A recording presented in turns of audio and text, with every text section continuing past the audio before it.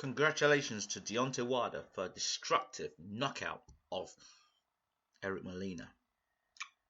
I guess this is what you expected me to say, right? And this is what most people were expecting me to say in about round 2 or 3.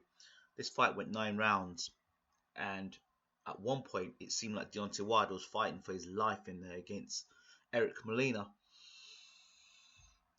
Early on, Molina did exactly what I thought he would do, which is back up straight against the ropes. I was surprised that Wilder was unable to land the left jab with the authority, pin Molina against the ropes, and land the right hand. Of course, when he did land the right hand, Molina fell on the floor, a la the Areola fight. But in the middle stages of the fight, it was apparent that Deontay Wilder struggled when Molina came forward with a left jab. Wilder was open when he was backing straight up, and was making fundamental amateurish mistakes that against a better fighter, a better quality fighter, would have exposed. You see, what happened with Deontay Wilder last night was what happens when you keep on fighting guys and keep knocking guys over of a lower caliber, and then somebody decides to put a resistance up against you. And that's simply what happened. Deontay Wilder fought a guy that put up resistance, more resistance than was expected, and what you got was an entertaining fight. Was Deontay Wilder complacent coming into this fight? I don't know. But there's some things that fundamentally you can see. He had no way of blocking a left jab. He pulled straight back from punches, leaving his chin in the air. And our sitting target doesn't know how to fighting backing up. You see, and this is something that when you're looking at fighters knock other fighters out early in their career, and you're saying, oh, this guy's a beast, that guy's a beast, this guy's a beast, we have to ask yourself the question, what is it like when he gets hit back on the chin? What is it like when somebody starts to take the fight to him? What is it like when now your punches are being taken and somebody throwing punches back at you? You don't look so great. And a lot of people within the boxing world weren't impressed. I can tell you something now, Evander Holyfield, sitting there watching that fight, wasn't too impressed. You know, he was expecting to see Molina roll over, like a lot of heavyweights expected to see Molina roll over. Now, Molina's out of the way, but that doesn't look good, because if Povetkin is the challenger and the number 1 contender for the WBC title, Wilder's going to have to tighten up a hell of a lot. Now, will Povetkin be able to take the right hand of Wilder? Maybe. But will Povetkin be able to make himself a smaller target, use a jab? Because obviously, if Povetkin can use the jab and put Wilder on his back foot, then, you know, there's trouble. But again, with Povetkin, let's remember, Povetkin was rocked and hurt badly by a cruiserweight. So again, and he was also dropped by Klitschko. So again, Povetkin looked good against Perez, but this is a different situation altogether. Other areas of concern: Wilder's body. He seemed to tire in this fight, and I wonder if body work is something that is a question mark about Wilder. And the question marks about his chin were raised again and again. You've got to ask yourself the question. I don't think Molina is a bigger puncher than Bermane Stiverne. No way. But Molina was able to significantly rock Wilder, push him on his back foot. Now the finish was typical Wilder, right hand over the top, but he's very messy up close and very wild up close. And now you're trying to make the Wilder into a technician. I don't think Wilder can become a technical boxer. I think he is just what he is, a puncher.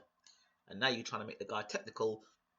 Let the guy be a puncher, because that's what he is. So trying to make Deontay Wilder become technical now, bad idea, because now he's now trying to box.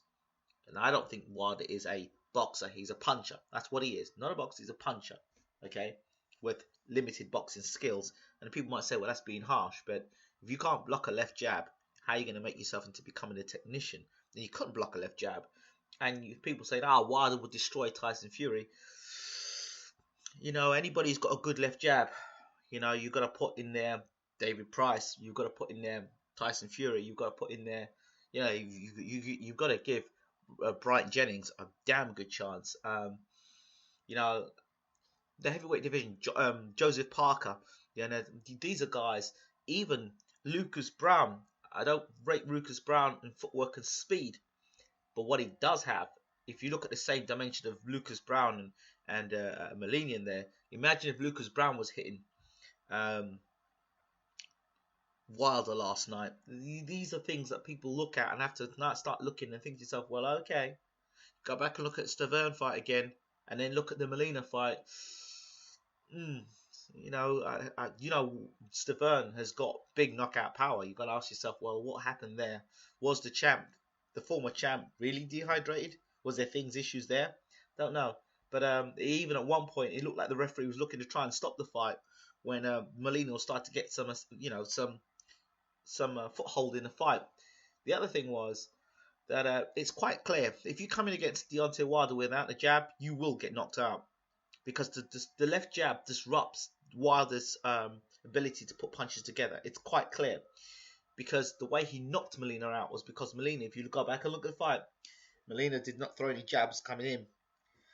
If you throw the jab in disguise with the jab, the right hand over the top, everyone's going to be doing it now. Anybody who's fighting Wilder now is going to know if you can double the jab up and hide the right hand.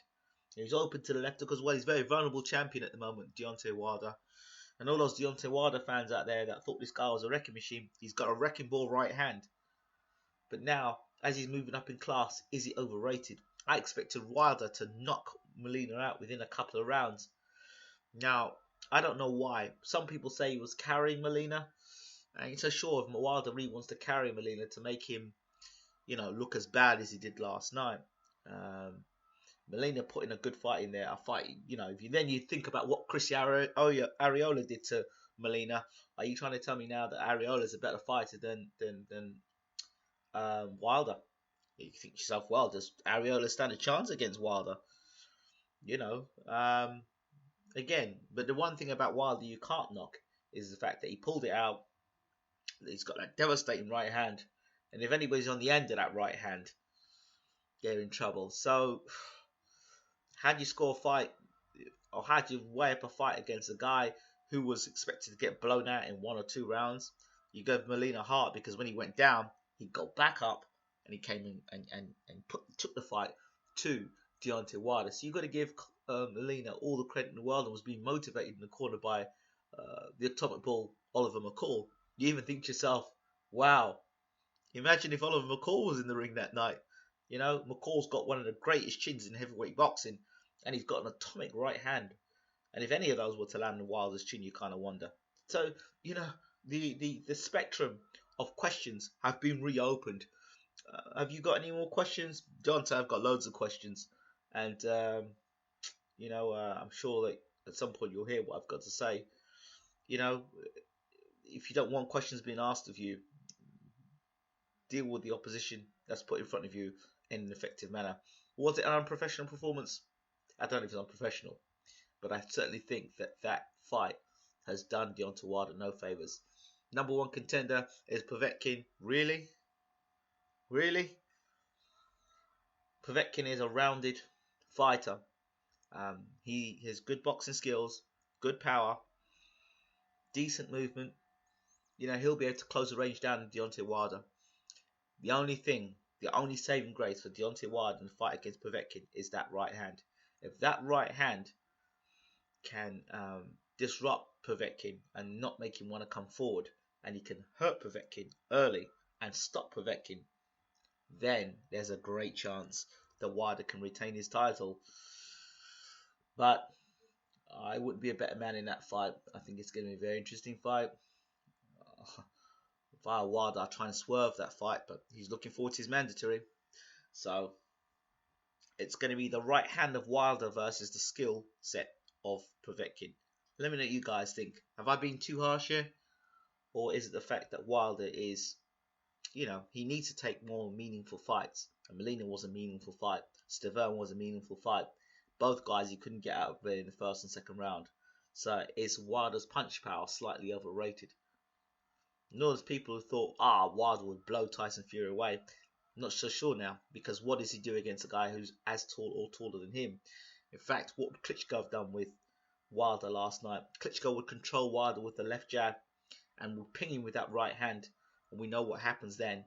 So maybe, just maybe, the Wilder camp need to look at bringing in more help in their camp, in their training camp, Breedling's done a good job, but possibly now it's time to bring in more advanced coaching. Again, let me know what you think. I'm out.